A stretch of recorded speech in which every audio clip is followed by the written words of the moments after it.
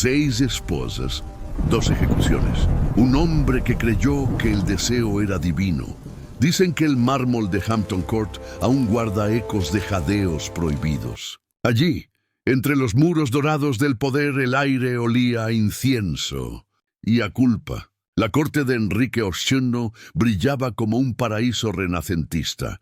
Música, banquetes, perfumes caros y vestidos que pesaban más que las coronas. Pero bajo ese esplendor se escondía algo mucho más oscuro. Cada sonrisa era un disfraz, cada gesto una estrategia. Detrás de los tapices bordados, los susurros corrían como serpientes. Los nobles hablaban de fe y virtud, mientras buscaban placer y favores en la penumbra. Era un mundo donde la apariencia lo era todo, y la moral, solo una palabra vacía. Los pasillos del palacio eran un escenario de deseo contenido.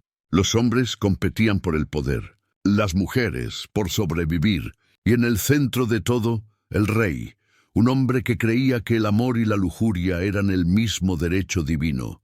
Las noches de Hampton Court no conocían silencio. Bajo los retratos de santos, los cuerpos se unían en secreto, sellando alianzas que el sol no debía ver. La corte fingía rezar, pero su verdadera religión era el deseo, y bajo las túnicas de seda comenzaba el verdadero reinado del pecado. En aquella corte, el amor era un contrato y el deseo una trampa. ¿Quieres saber cómo se firmaban esos contratos sin tinta? Los matrimonios no unían corazones, unían tierras, ejércitos y apellidos. La pasión no tenía lugar en el altar. Buscaba rincones oscuros, puertas entornadas, cartas dobladas 2 veces. Así respiraba la corte, con reglas en público y con atajos en privado. ¿Y la moda? ¿Qué contaban los cuerpos sin hablar? El corpiño moldeaba la figura. Las faldas pesadas ocultaban más de lo que mostraban. Las mangas largas dejaban ver muñecas pálidas como promesas. Perfumes de ámbar, manos enguantadas, miradas que tardaban un segundo más de lo correcto. La ropa callaba, pero encendía.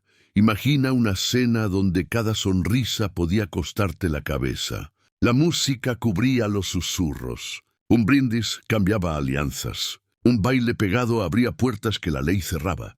Las damas aprendían a decir no sin decirlo. Los caballeros pedían sí sin pronunciarlo. Todo parecía juego. Nada lo era. ¿Y quién movía las piezas de verdad? El rey miraba el tablero y veía 2 metas, placer y heredero. Para lograr uno, usaba el otro. Para asegurar el trono, abría la alcoba. Y cada favor íntimo llevaba un precio político eco. En aquella corte, el amor seguía siendo contrato. Y el deseo, la trampa perfecta. Y el primero en probar el precio del placer sería el propio rey. Enrique no quería amor. Quería eternidad en forma de un hijo. ¿Alguna vez has visto cómo el poder se mezcla con el miedo? Eso era Enrique VIII, un rey que tenía todo menos lo que más deseaba, un heredero. Cada noche sin un hijo era una herida a su orgullo. Cada fracaso, una mancha en su nombre. El trono necesitaba sangre nueva y él estaba dispuesto a conseguirla a cualquier precio. El amor ya no significaba ternura, sino deber. El matrimonio se volvió una fábrica de promesas y el deseo una herramienta del poder. El dormitorio real era un campo de batalla. Las oraciones de las reinas se mezclaban con los consejos de los médicos. Todos esperaban el mismo milagro, un hijo varón. El rey confundió el placer con la fe. Pensaba que su virilidad era señal divina y su cuerpo un instrumento del cielo. Cada susurro en el pasillo podía cambiar el destino de una familia entera. Una sonrisa mal puesta, un rumor, una noche en el lugar equivocado. Y todo podía acabar. Enrique no solo buscaba placer, buscaba control. Creía que el cuerpo de una mujer podía asegurar su inmortalidad. Y así, entre promesas rotas y camas reales, el deseo se convirtió en política, hasta que una familia comprendió que el cuerpo podía ser un arma. Primero fue María, la que creyó en el amor. Luego Ana, la que aprendió del error. ¿Te imaginas enamorarte del hombre más poderoso, sabiendo que su amor puede matarte? María Bolena lo hizo. Era joven, hermosa y dulce. Creyó que el cariño del rey Enrique podía protegerla.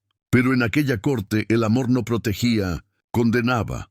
María se convirtió en su amante, su distracción, su trofeo. Mientras la reina rezaba, el rey jugaba con su corazón. Por un tiempo fue su favorita. Le prometieron honor, fortuna, hasta un futuro. Pero cuando la pasión se apagó, quedó sola. El silencio del rey fue más cruel que cualquier castigo. En la corte Tudor, la inocencia era solo otra forma de suicidio. María aprendió que en Hampton Court la pureza no valía nada. Su familia la había empujado a los brazos del monarca buscando poder. Y cuando el rey se cansó, la dejaron caer como si nunca hubiera existido. Pero en la sombra alguien observaba. Ana, su hermana menor, veía cómo el amor destruía y comprendió algo que cambiaría todo. El deseo podía usarse como un arma. La fragilidad de María se transformó en la estrategia de Ana. Donde una lloró, la otra planearía. Donde una cayó, la otra subiría. Pero Ana no cometería el mismo error. Y su juego cambiaría la historia. Ana Bolena no se rindió, lo hizo arrodillarse. ¿Hasta dónde puede llegar una mujer cuando el poder la mira a los ojos? Ana Bolena entendió lo que su hermana nunca vio. No buscó amor. Buscó influencia. Cuando el rey se acercó, ella no abrió su puerta. Le ofreció distancia, misterio y desafío. Y eso para Enrique fue irresistible. Durante años el monarca intentó conquistarla. Cartas secretas, joyas, promesas de amor eterno. Ana sonreía pero no cedía. Cada no suyo encendía más la obsesión del rey. La corte entera hablaba de ella. Algunos la llamaban bruja, otros santa. Pero todos sabían una cosa: el rey había caído bajo su hechizo. Por una mujer, Europa tembló. Para tenerla, Enrique desafió al Papa, rompió con Roma y creó su propia iglesia. Por primera vez en la historia, la lujuria cambió la religión. Ana fue coronada reina, vestida de oro, observada por todos, amada por ninguno. Pero la corona pesaba más de lo que imaginaba. El rey, acostumbrado a la victoria, empezó a sentir que había perdido algo más que su fe. Y en cada mirada de Ana, en cada palabra afilada, él veía su propia humillación reflejada. El deseo que la elevó comenzó a volverse peligroso. El fuego que la coronó empezaba a arder bajo sus pies, pero el mismo fuego que la coronó sería el que la quemara. Cuando el amor del rey se pudre, el verdugo afila su espada. ¿Alguna vez has visto cómo el deseo se convierte en miedo? Eso fue lo que ocurrió cuando la pasión de Enrique por Ana se transformó en desconfianza. La reina que un día hizo temblar a Roma, ahora hacía temblar al propio rey. Cada palabra suya parecía un desafío, cada silencio una amenaza. Enrique, enfermo, cansado y sin un heredero varón, comenzó a buscar culpables. No podía aceptar su fracaso, así que decidió inventarlo.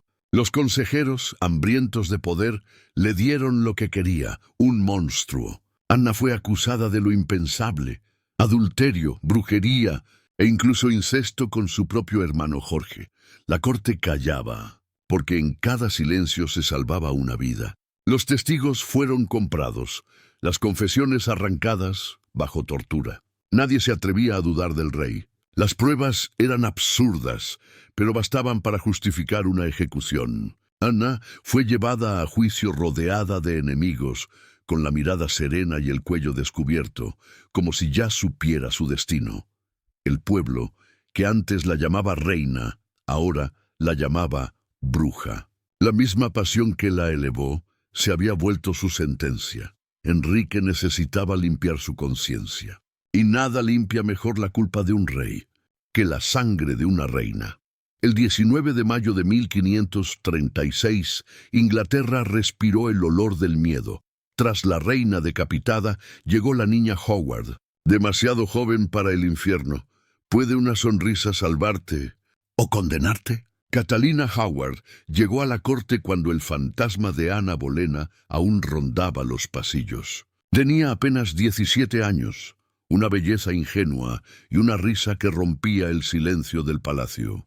Para Enrique, ya envejecido, enfermo y lleno de culpa, ella fue una brisa fresca, un recordatorio de lo que había perdido. Pero el deseo del rey era un monstruo que todo lo devoraba. Catalina no era una estratega como Ana. Era impulsiva, alegre, torpe en un mundo de serpientes. No entendía que cada mirada podía ser un juicio, cada paso en falso, una sentencia. La corte la observaba esperando su caída. La reina jugó con fuego en un lecho donde el rey ya no podía arder. Mientras el monarca luchaba contra su cuerpo cansado, Catalina buscó consuelo en otro, Thomas Culpeper, joven, apuesto y peligroso. Las cartas secretas, los encuentros nocturnos, los suspiros prohibidos, todo volvió a repetirse. La historia de Ana se transformaba en espejo. Los enemigos del rey solo tuvieron que esperar. Bastó un rumor para encender la furia real. El amor se volvió traición, y la pasión sentencia. El verdugo volvió a preparar su espada, y el precio del placer sería otra cabeza sobre la pica. El trono olía a ungüentos, sangre y desesperación. ¿Puede el poder curar el paso del tiempo? Enrique VI ya no era el hombre que había hecho temblar a Roma. Su cuerpo estaba hinchado, su pierna podrida por una vieja herida, y su deseo muriendo lentamente. Pero su orgullo no conocía límites. Si el cuerpo fallaba, la alquimia debía devolverle el poder. El rey ordenaba preparar brebajes imposibles, polvo de cuerno de unicornio, raíces traídas de oriente y testículos de animales secos al sol. Los bebía con fe, como si en cada trago pudiera recuperar su juventud. A su alrededor, los médicos y curanderos competían por venderle el milagro. Hasta el último suspiro, el placer fue su religión. Usaba ropas exageradas, braguetas enormes, perfumes fuertes, todo para aparentar virilidad. Mientras tanto, la corte susurraba: «El león ya no ruge, solo sangra». Enrique buscaba consuelo entre las sombras del palacio, donde el deseo se mezclaba con el miedo. El poder lo había hecho creer que el cuerpo del rey no podía morir. Pero la verdad se reflejaba en los espejos de Hampton Court. Detrás de las coronas y los mitos, solo quedaba un hombre asustado, esclavo de su propio apetito. Pero el deseo tenía una deuda pendiente con la justicia divina. El adúltero más famoso de Inglaterra escribió la ley contra el adulterio. ¿Puede un hombre condenar los pecados que él mismo comete? Enrique VI lo hizo.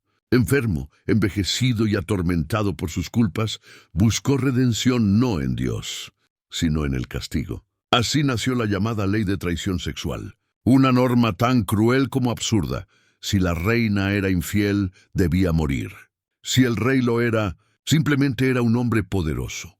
El monarca que había amado a muchas y destruido a más, quiso controlar con miedo lo que su deseo ya no podía dominar. Los pasillos del palacio se llenaron de espías, sirvientes que escuchaban tras las puertas, cortesanos que traicionaban por sobrevivir. Nadie dormía tranquilo. El sexo se convirtió en arma del Estado.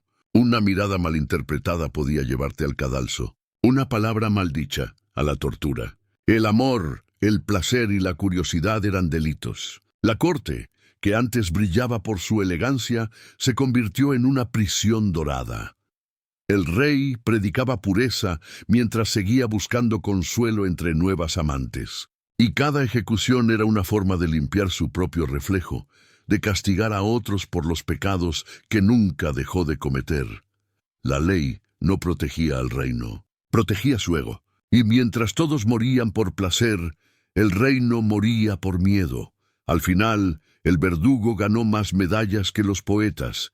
¿Vale la pena el poder cuando todos los que te aman terminan muertos? Cuando cayó la cabeza de Catalina Howard, la corte entera supo que el miedo había vencido al deseo. Enrique Hill, rodeado de oro y soledad, se convirtió en su propio fantasma. Cada ejecución era un intento de borrar su culpa, pero solo dejaba más silencio. El rey, que había desafiado al papa, destruido familias y reinventado la fe, murió sin redención. Su cuerpo se pudría, pero su nombre seguía temblando en los pasillos. El eco de las cabezas caídas seguía resonando, recordando a todos que en la corte Tudor el amor se pagaba con sangre.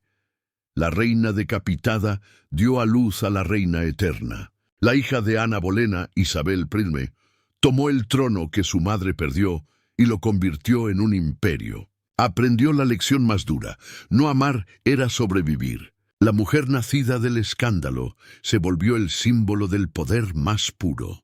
El ciclo del deseo terminó, pero el precio fue alto. Un reino manchado por la hipocresía y la vergüenza. El mármol de Hampton Court sigue en silencio, pero si escuchas bien, aún se oyen susurros, porque la historia no castiga el pecado.